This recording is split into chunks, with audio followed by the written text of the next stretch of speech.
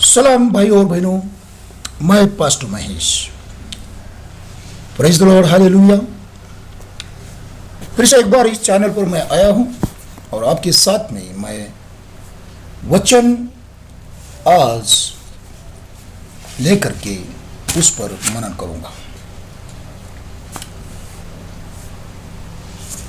आज हम अपने विषय पर बात करेंगे जो रेवलेशन के ऊपर, प्रकाशित वाक्य के ऊपर मेरा विषय है। उस विषय को लेकर के मैं बात करूंगा। अब जानते हैं कि हम 6वां अध्याय और उसमें 6वीं जो सील है उस पर बात कर रहे हैं। पिछली बार हमने देखा था कि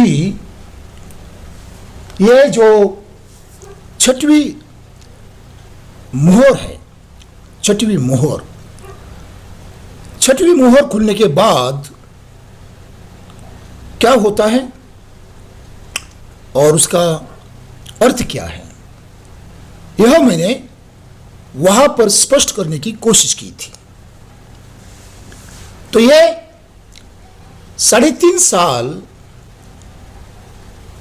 समाप्त हो चुके हैं और अब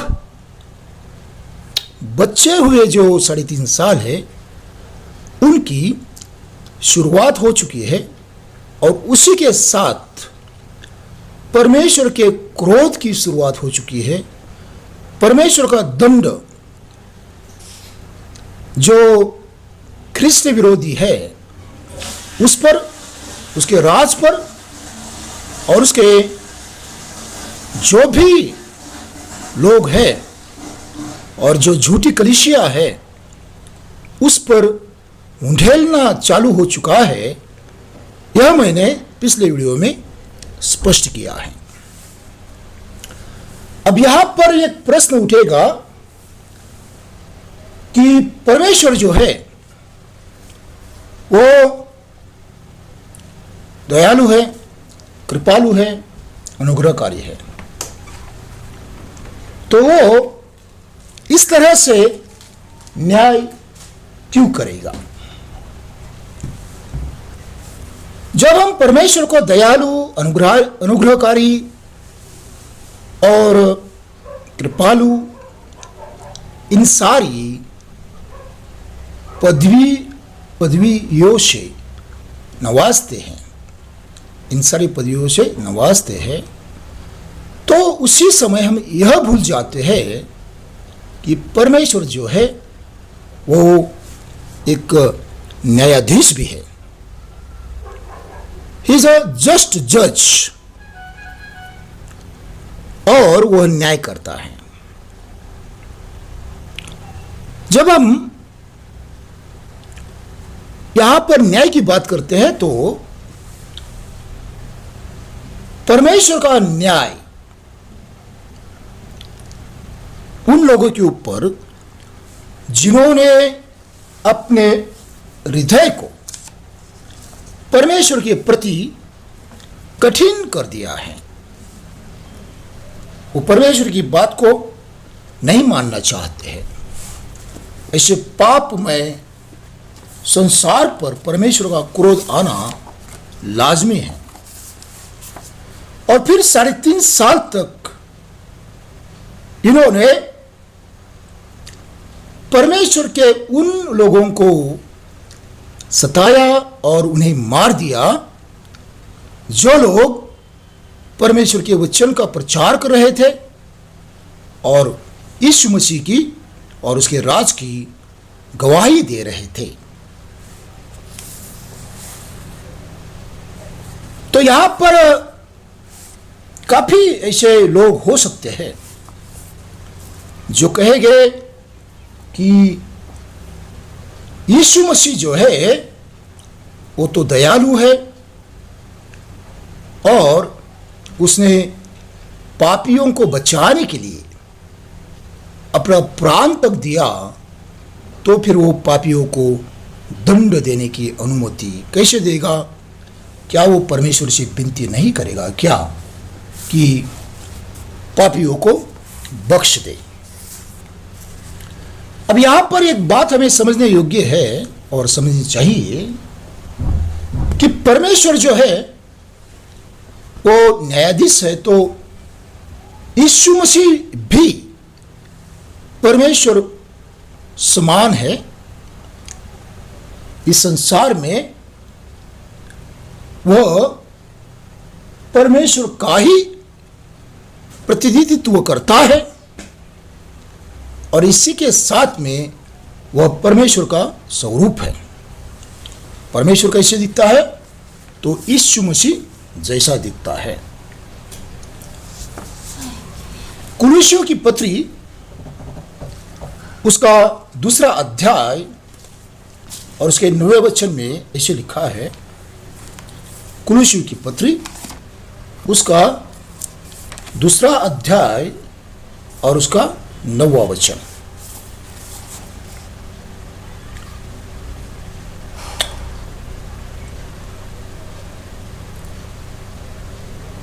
क्योंकि उसमें ईश्वरत्व की सारी परिपूर्णता सदैव वास करती है, क्योंकि उसमें ईश्वरत्व की सारी प्रतिमा सदैव वास करती है। अब यहां पर ईश्वरत्व की सारी प्रतिमा यीशु मसीह में वास करती है। इसका मतलब परमेश्वर जो भी सोचता, जैसा भी सोचता है, जिस तरह से सोचता है, यीशु मसीह भी वैसा ही सोचता है। यदि परमेश्वर सोचता है कि पापियों को अब दंड देने का समय आ चुका है, तो यीशु मसीह भी वैसा ही सोचता है। इस कारण यीशु मसीह परमेश्वर से अलग नहीं सोच सकता। वो परमेश्वर का स्वरूप है। इब्रानी की पत्री उसका 1 अध्याय और उसके 9वें वचन में साफ लिखा है कि वह अपने सामर्थ्य के शब्द से संसार की सारी बातों को नियंत्रित करता है। संसार की सारी बातों को अपने सामर्थ्य के शब्द से नियंत्रित करता है। तो यीशु मसीह वह शब्द है। यीशु मसीह वह शब्द है। हमें और एक बात पर यहां पर गौर करना चाहिए कि अब परमेश्वर स्वयं किसी का न्याय नहीं करता। प्रभु यीशु मसीह ने यूहन्ना की किताब उसका 5वां अध्याय और उसके 22वें वचन में कहा है कि अब पिता ने सारा न्याय करने का जो अधिकार है वह पुत्र को सौंपा है। इसका मतलब अब यीशु मसीह को न्याय करने का पूरा अधिकार है और इस कारण उन 7 सालों में जो न्याय होगा वह यीशु मसीह के संचालन में होगा, यीशु मसीह के नियंत्रण में होगा और यीशु मसीह के योजना के अनुसार होगा। तो यहां पर परमेश्वर दयालु और अनुग्रहकारी होने के बावजूद भी उसका न्याय करना लाजमी है, क्योंकि वो एक न्यायाधीश है और उसने न्याय करने का अपना पूरा अधिकार जो है वो पुत्र के हाथ में सौंपा है। अब यहां पर जैसे न्याय की शुरुआत होती है तो सबसे पहले यहां पर बहुत बड़ा भूकंप होता है और सूरज जो है वो काला पड़ जाता है और चंद्रमा लाल हो जाता है। मैंने पिछले वीडियो में इसका जिक्र किया है और उसके पीछे का थोड़ा सा कारण भी बताया है।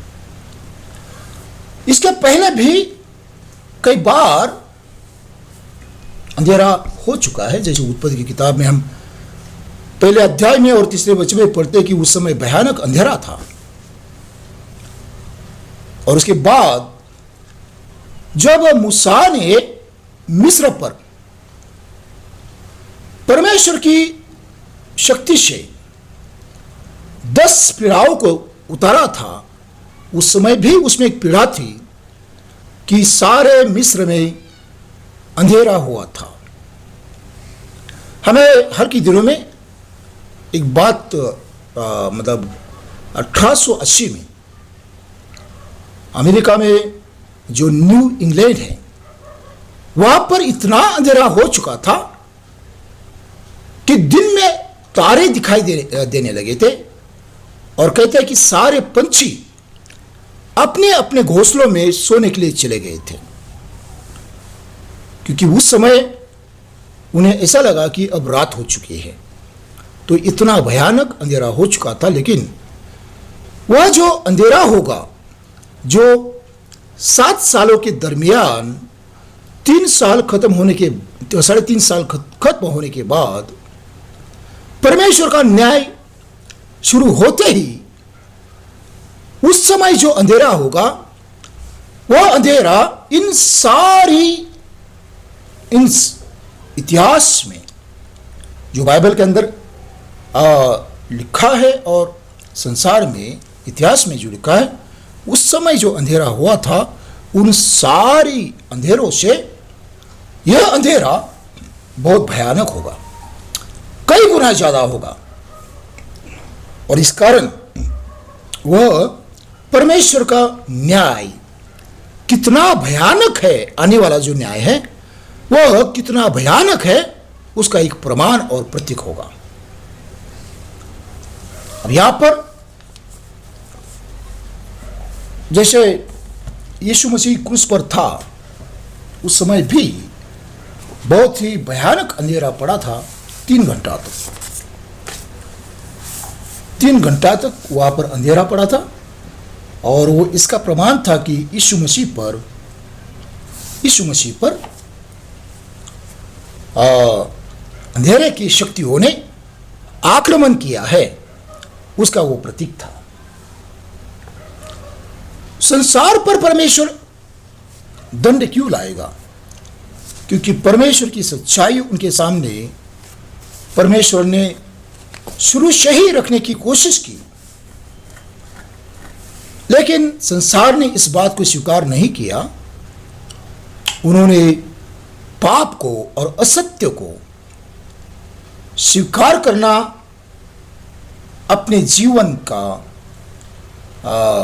महत्वपूर्ण अंग बनाना, इसको स्वीकार किया और परमेश्वर को नकारा, परमेश्वर की सच्चाई को नकारा, अपने उत्पन्नकर्ता को नकारा, अपने पालनहार को नकारा, और इस कारण उन पर दंड परमेश्वर भेजेगा।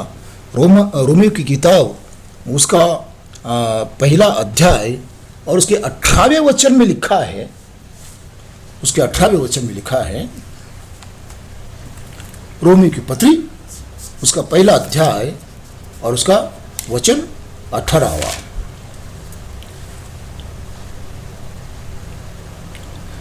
परमेश्वर का क्रोध तो उन लोगों की सब अभक्ति और अधर्म पर स्वर्ग से प्रकट होता है, जो सत्य को अधर्म से दबाए रखते हैं, सत्य को अधर्म से दबाए रखते हैं, उन पर परमेश्वर का क्रोध स्वर्ग से उंडेला जाएगा। तो यह वचन परमेश्वर क्या करने वाला है और किस कारण करने वाला है और कौन से लोगों पर करने वाला है, इसका सही मायने में स्पष्टीकरण देता है। तो 3.5 साल खत्म होने के बाद वहां पर परमेश्वर का क्रोध जो है वो प्रकट हो चुका है, और उस अंधेरे से ये पता चलता है कि वह क्रोध, वो न्याय कितना भयानक होगा। वह क्रोध और वो न्याय कितना भयानक होगा, इसका प्रमाण हमें यहां पर मिल जाता है। तो यहां पर छठवीं मोहर खुलने के बाद इन सारी घटनाओं को हम घटते हुए देखते हैं और उन घटनाओं को यहाँ पर बिल्कुल सही तरीके से प्रस्तुत करने की कोशिश की गई है। छठवीं मोहर खुलने के बाद तो जब परमेश्वर के स्वर्ग में जो परमेश्वर की वेदी है उसके नीचे जो आत्माएं हमें दिखाई दी थी, उनकी मांग थी कि उनके बलिदान का या उन पर जो अन्याय हुआ है उसका पलटा लिया जाए।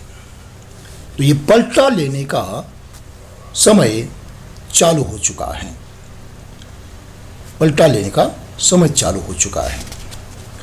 वैसे बाइबल हमें इन सारी बातों के विषय में भी कहती है कि पुराने नियम के अंदर काफ़ी लिखा है, जैसे आमोस की किताब उसका 1 अध्याय 1 वचन, जकरिया की किताब उसका 14वां अध्याय उसका 5वां वचन। इन सारी वचनों में अर्थक्वेक आने के विषय में लिखा है, भूकंप आने के विषय में लिखा है। यीशु मसीह ने भी मत्ती के 24वें अध्याय में 7वें वचन में भूकंपों की चर्चा की है। उसी तरह से मत्ती का 27वां अध्याय और उसका 51वां वचन, 28वां अध्याय 2 वचन और प्रेरितों के काम 16वां अध्याय और 26वां वचन, यहाँ पर भी भूकंप आने के विषय में लिखा है। तो ऐसे करीबन बड़े बड़े जो भूकंप हैं वो 100 भूकंप हमें इतिहास में भी बड़े भूकंप देखने को मिलते हैं और 4 भयानक भूकंप जो हैं ये जो 7 साल का समय है उसमें आएगी, उसमें ये पहला है। 7 बड़े भूकंप आएंगे, इसका जिक्र हमें प्रकाशित वाक्य में मिलता है और उन 4 में ये पहला है जो भयानक भूकंप है। तो भाई और बहनों, अगली वीडियो में भी हम इस पर चर्चा करेंगे, छठवीं मोहर पर, और वो आखिरी वीडियो होगी छठवीं मोहर पर, और फिर हम 7वीं मोहर की ओर बढ़ेंगे। तो यहाँ पर हमने काफ़ी बातों पर थोड़ा सा विस्तारित चर्चा करने की कोशिश की है। पूरी चर्चा कभी नहीं होती। पवित्र आत्मा हमें जितना बताता है उतना ही हम कहेंगे, उससे ज़्यादा कहना परमेश्वर की ओर से नहीं होगा। परमेश्वर के पास में बहुत कुछ है, वो एक वचन से लाखों किताबें भर सकती है। इतना एक वचन में अर्थ और आशीष से भरी पड़ी है, लेकिन हमारे लिए कितनी आवश्यक है उतना ही परमेश्वर हमें देता है। तो यहाँ पर मैं अपनी वीडियो को समाप्त करता हूँ। प्रभु आपको आशीष दे। भाइयों और बहनों, मेरे वीडियो को शेयर करें, मेरे दोनों चैनलों को सब्सक्राइब करें, रहमा गॉड चैनल, ग्लोबल मिनिस्ट्री इसको, और द पावर ऑफ लोगोस इसको, इन दोनों को सब्सक्राइब कीजिए, आपको प्रभु आशीष देगा। और इसी के साथ में मैं विनती करता हूँ कि मेरे सेवकाय के लिए प्रार्थना कीजिए, मेरे परिवार के लिए प्रार्थना कीजिए, मेरी बेटी के लिए प्रार्थना कीजिए, उसके हेल्थ के लिए, और उसी के साथ में मैं छोटी छोटी मीटिंग करते रहता हूँ, उसके लिए डोनेशन आप भेजिए। Rahma the living word of God ये मेरा ऑर्गेनाइजेशन है, नॉन प्रॉफिटेबल ऑर्गेनाइजेशन है, और ये स्पिरिचुअल सोशल ऑर्गेनाइजेशन है। It is means based upon the 66 books. ये बाइबल के 66 पुस्तकों पर निर्धारित ये ऑर्गेनाइजेशन है। तो उसके थ्रू मैं इसे कार्य करता हूँ और इसके लिए आप इस मैं जो QR कोड यहाँ पर लगाता हूँ उसके ज़रिए, या फिर आप मुझे इनबॉक्स में मेरा अकाउंट नंबर मांग करके वहाँ पर डोनेशन दे सकते हैं, मेरे संस्था के लिए और मेरे इस सेवकाई के लिए भी दे सकते हैं। प्रभु आपको आशीष दे और प्रभु आपको सारी अच्छी बातों में बढ़ाए। धन्यवाद। मैं पास्टर महेश फिर से इसी चैनल पर आपको अगली वीडियो में मिलूंगा। God bless you.